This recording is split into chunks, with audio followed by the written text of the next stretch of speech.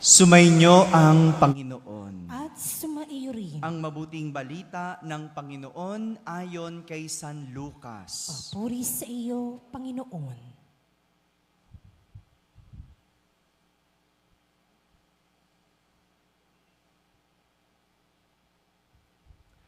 Noong panahong iyon, pumasok si Jesus sa templo at kanyang ipinagtabuyan ang mga nagtitinda. Sinabi niya sa mga ito, nasusulat, ang aking bahay ay tatawaging bahay dalanginan, ngunit ginawa ninyong pugad ng mga magnanakaw. Araw-araw, si Jesus ay nagtuturo sa loob ng templo. Pinagsikapan ng mga punong saserdote, ng mga eskriba, at ng mga pangunahin ng bayan na siya'y ipapatay.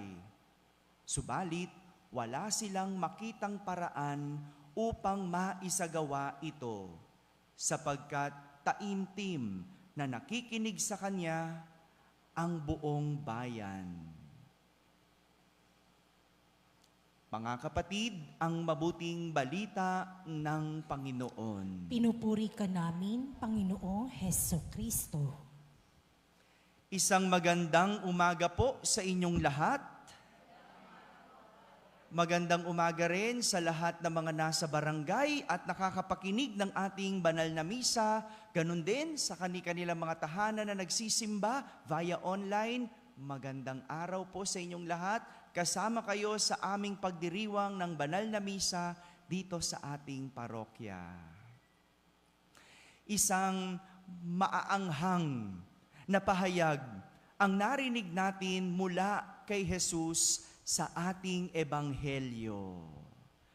Sabihin nyo nga, maanghang. Yan ang naging pahayag ni Jesus nang minsan siya ay magpunta sa templo. Ang sabi niya sa mga tao roon, matapos niyang ipagtabuyan ang mga nagtitinda, nasusulat, ang aking bahay ay tatawaging bahay dalanginan. Ngunit ginawa ninyong pugad ng mga magnanakaw. Di ba ang anghang? Kung ikaw ay taong simbahan at narinig mo ang mga salitang iyon, anong mararamdaman mo? Hello? Diba? Masasaktan, magdadamdam. Pero hindi natin masisisi si Jesus. Hindi natin masisisi siya sa ganitong pananalita dahil tila naging palengke ang templo noon sa dami ng nagtitinda ng mga pang-alay o paghandog. Marami ring mga namamalit ng salapi na pang-ikapo o buwis. At pinayagan ito ng mga pangunahin, saserdote at pariseyo. Bakit? Dahil sila ang makikinabang. Naging lugar ng kalakal ang templo sa halip na bahay dalanginan. Dahil sa hindi masikmura ng mga punong saserdote, ng mga eskriba at mga pangunahin ng bayan ang mga pahayag na yon ni Jesus, pinagsumikapan nilang ipapatay si Jesus. Di ba ganyan naman? Kapag nagagalit ka sa nagsasabi sa iyo, kapag naiinis ka sa mga taong nagkukomento, nais mong gumawa ng masama. Kaya gusto nilang ipapatay si Jesus. Yan ang mahirap. Kapag ang isang tao ay nagtutuwid ng baluktot, kapag ang isang tao ay nagtatama ng mali, at kapag ang isang tao ay namumuna ng kasamaan, sila pa ang nagiging kalaban. O di ba mga nanay, kapag pinagsasabihan nyo yung anak nyo, mag-aral. Sa huli, ikaw pang kontrabida. Tama ba? Kapag sinasabihan mo yung mga anak mo, anak, huwag kang nagmumura. Sa huli, no, ikaw pa masama. Sa bagay, kalaban nga naman ng masama ang mabuti. Hadlang nga naman sa mga matuwid. Hadlang nga naman sa mga baluktot ang matuwid. At kasiraan ng mali ang tama. Kaya hindi katakataka kung bakit gusto nilang ipapatay si Jesus. Pakiramdam nila, kalaban sila ni Jesus.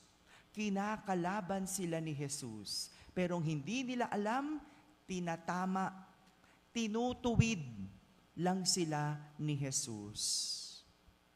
Ito, yung tinutukoy ni San Juan sa ating unang pagbasa. Ganito rin yung kanyang sinasabi, nang minsan siya ay utusan ng anghel na kainin ang kasulatan. No? Imagine nyo, no? Pinapakain sa kanya yung kasulatan. No? Imagine nyo, ipapakain sa inyo, ito mismong aklat, ito mismong salita ng Diyos, ito mismong Bible. No? Ang sabi sa pagsasalarawan, mapait sa sikmura, ngunit sa bibig mo'y sintamis ng pulot pukyutan. Alam niyo po ba yung pulot pukyutan? Ano sa English? Honey. Yes, ganyan daw ang salita ng Diyos. Matamis sa bibig, na parang pulot pukyutan, ngunit mapait sa sikmura. Ibig sabihin, maganda sa pandinig, ngunit masakit sa dibdib. Mahirap sikmurain. Bakit hindi? Yung sabihin ng Panginoon sa utos niya na igalang ang iyong mga magulang. Tama ba yon? Di ba? Ang ganda pakinggan.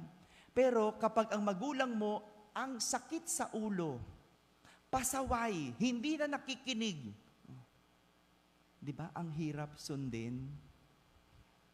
Ang hirap dibdibin.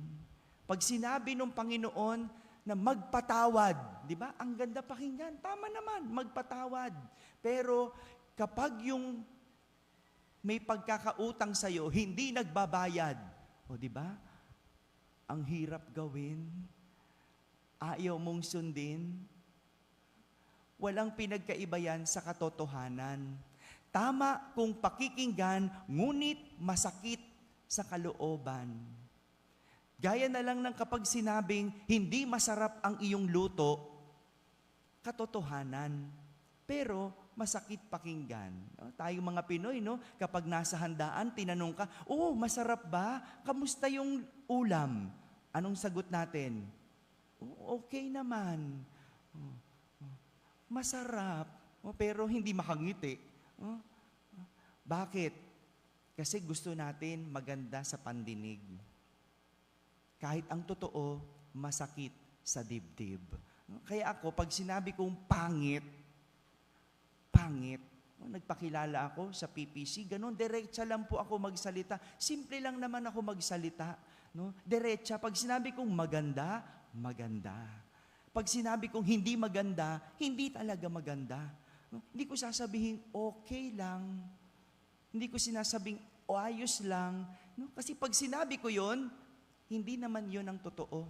At hindi ka magbabago. Maganda marinig mo, pangit, para alam mo kung paano pagandahin. Pag okay lang, alam mo naman ang Pinoy, okay na pala eh. Sige. Kaya yung sila ma'am, yung mga katikista, pag pinakita kong galit ako. Wala akong ipagkikimi.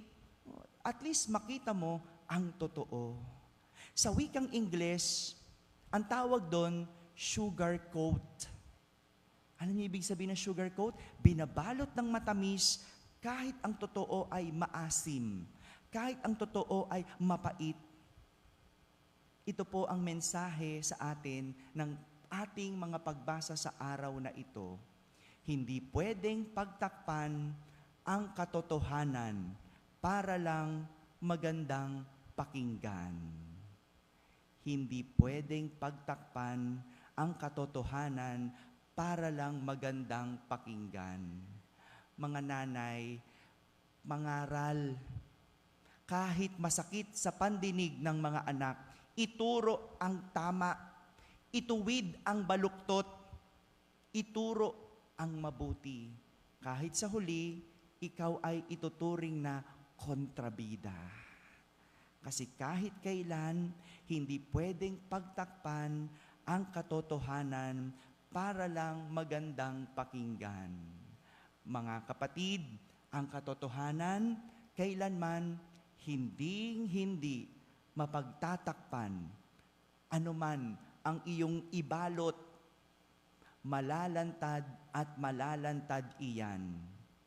Mas mabuti pang masaktan ka ng dahil sa katotohanan kaysa bulahin ng dahil sa kasinungalingan. Amen? Amen.